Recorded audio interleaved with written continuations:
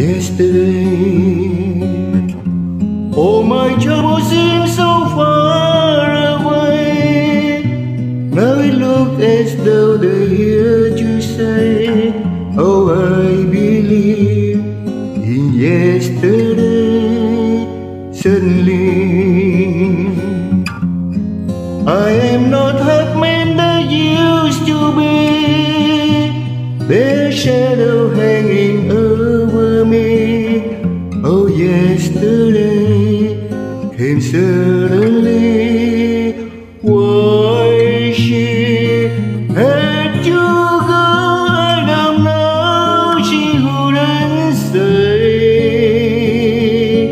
I said something wrong. Now I long for yesterday.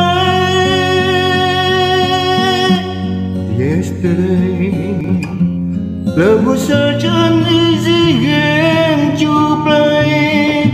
Now I need a place to hide away. Oh, I believe in yesterday. Why she had to go, I don't know. She wouldn't say.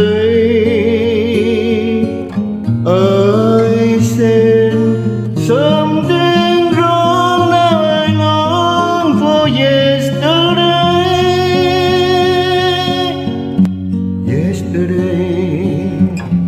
Love was such an easy game to play. Now I need a place to hide away. Oh, I believe in yesterday.